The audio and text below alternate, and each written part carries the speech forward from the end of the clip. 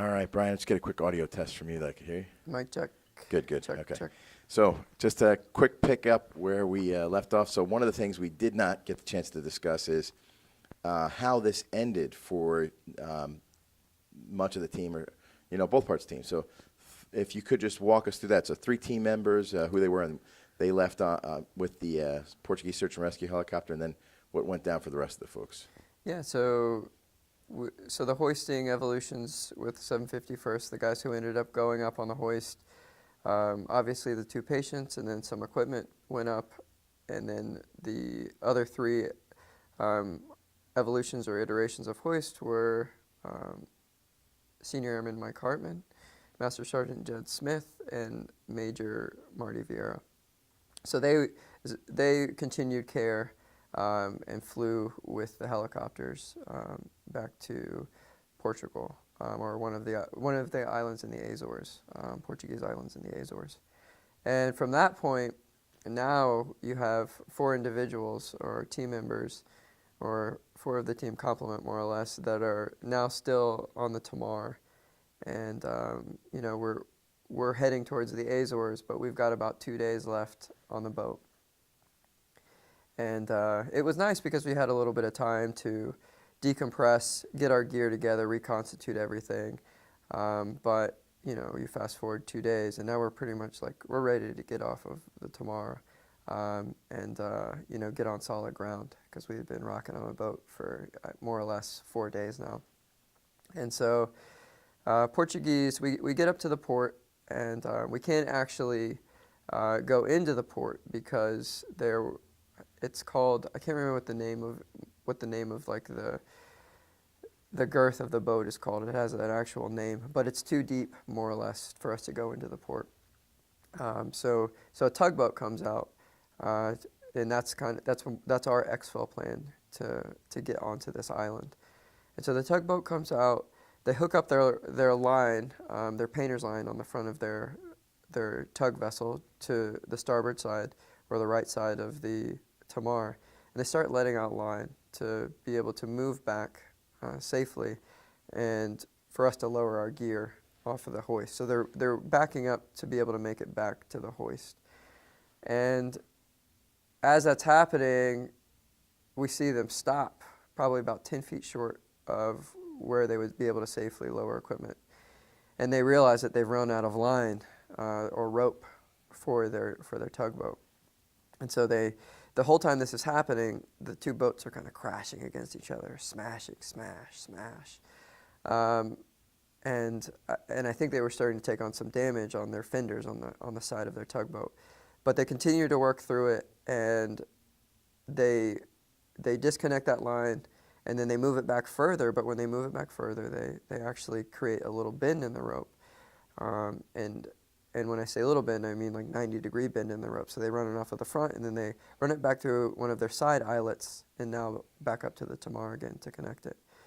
And I'm looking and observing this with the team leader, Tech Sergeant Jordan St. Clair from up higher on the Tamar. And as they did that and they made that move, we both looked at each other, and we started to take bets on when that rope was going to break, because it's really creating double the force where that bend is. It becomes the weak point, and it's not really designed to do that. But we were running the show, so we're not going to try and tell another nation how to go about doing business. So we're normally we like to be in control, but it's our time to observe and just point out that could be potentially dangerous.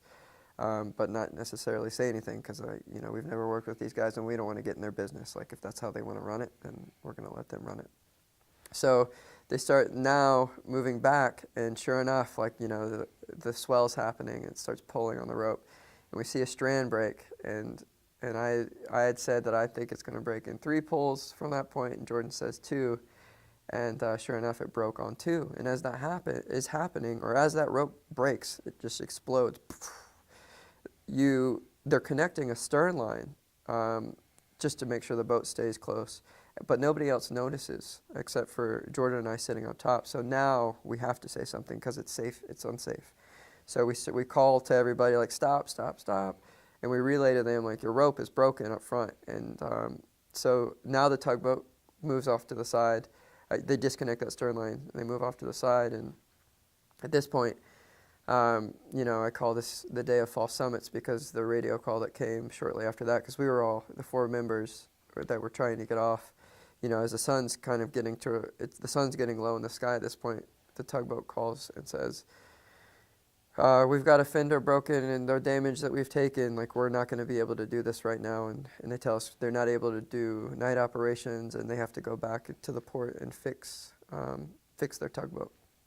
And so it was definitely very discouraging for us as a team because, we were so close, the false summit. You see the peak at the top and you get there, and now there's another peak that you have to, keep climbing. And so at this point, we just know we have to continue to climb. But it's like, well, what are the solutions? Like, what are our potential solutions? And so Bogle made some phone calls. The team commander, Major Sean Bogle, made quite a few phone calls. And sure enough, about an hour later, the tugboat radios up, and they tell us, all right, we're on our way, like we're coming out to do the night operations. And that was huge, like just the fact that they were professional enough to say that they needed to fix it and then fix that tugboat and come back out and get us off of that vessel, so that way the company that owned the Tamar could move on their way and us as a team could get onto land, because we were ready to get our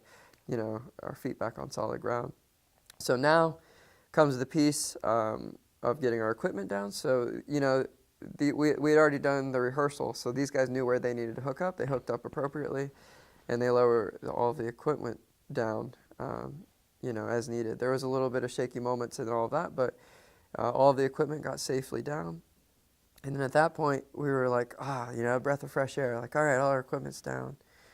But then we realized, as the boat's crashing against the Tamar, the tugboat's crashing, we realized the reality was, as we're kind of seeing the next step that we have to move into, like, oh my gosh, like, we're going to have to get on the vessel and we're going to have to jump, because we talked through it, a number of different possibilities, and there really wasn't a safer way to do it, because if we attached a line, we're really just attaching a line to catch us, and then now we're going to get crushed by the boat anyways.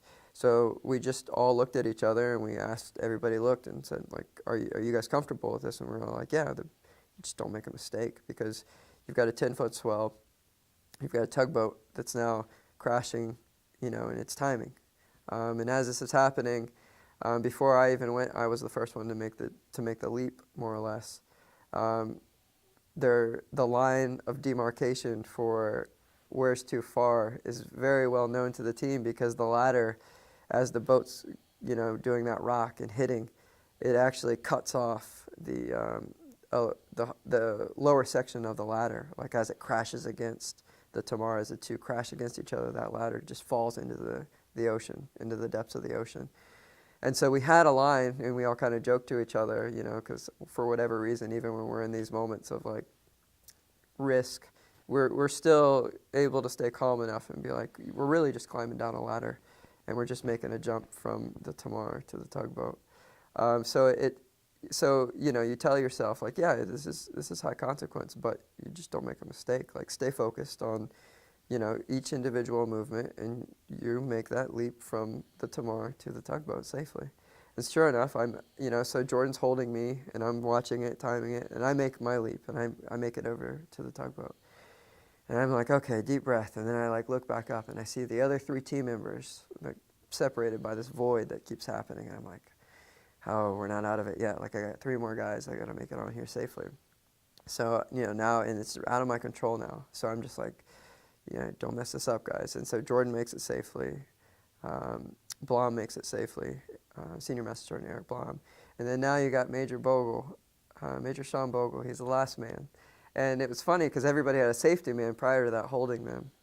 And Major Bogle didn't have anybody except for one of the crew members to be a safety man. He kind of makes the joke to us later on. He's like, I'm watching all you guys, like, Brian's the first guy, and I was like thinking to myself, like, wow, he's courageous to be the first guy. But now I'm thinking, like, well, I don't have a safety man. Like, I don't, like, I'm all by myself now. So really, like, he's the most courageous one, because he's the last one to go, and he doesn't really have like somebody that he trusts through and through to be a safety man. But he makes it, and it was just really it was interesting to me because the same way that we got on the boat 4 days prior, where we're having to time the swell and climb up that ladder, was we had to time the swell and climb down the ladder to safely get off the boat. So I guess it was kind of ironic to me the way it all played out, you know, with the timing of everything. And So you actually jumped from the ladder. yeah, jump from the ladder. So it's climbing down the ladder. Like, how far down the ladder was it? So, like, you're basically hanging off the side of the ship on a ladder, jumping onto the tugboat. And what was the jump like from where you jumped from the ladder onto the tugboat? It was probably about a 5-foot climb down the ladder, and then I'd say it was more or less a 5-foot leap, depending on how you timed it. I'd say it could have been a 15-foot leap, or if you did it right, it would be a 5-foot leap. So it was just changing constantly with the swell of the water. Yeah, so timing it with the swell of Yeah. 5 foot from where your feet left the ladder to they hit the deck. So that's a good little jump. Yeah, yeah. I mean, it was just focusing on, you know, the task at hand, really. I mean, and it was 15-foot jump could have yeah, been bad. 15 foot is not Broken that's, ankle, who Yep, knows, yeah. that's not the. And plus, you're landing on a moving ship. Yep. I'm sure a wet deck or whatever else. Who knows? Was it like the spot that you landed on? Was that clear, or was it kind of? I told myself that I was going to make that ship no matter what happened. So even if I pancaked myself onto the side, I was gonna, and you know, like I was gonna make it onto the ship. So even if it was wet, you know, I knew that was the objective, to move from the ladder to the ship. And however that was going to happen, it was going to happen. And it's funny because Senior Master Sergeant Eric Blom, he downplays it because he's like, yeah, we just hopping. My kids could have done this. We hopped off of a ladder onto a boat. Because if you think about it, if you simplify it to the point where he's simplifying it, it's a 5-foot jump. You're jumping off of a ladder onto a hard surface, 5 foot. But when you look at all the But other when you look at all the parameters, other parameters, it's definitely ship, it was definitely very the rope dynamic. that got Yeah. cut off and fell in the ocean. Yeah, yeah, hairy So- stuff. Well, thanks again. Very much appreciate that tail end of how it all ended up for you. So, Yeah, thank you. Thanks, Brian. And perfect timing. Hear that beep? Oh, really? You're out of space? Yeah, just like Nice. just ending. It's giving me a warning. You know. There's a lot of stuff on that part. All right. Maybe, Was that a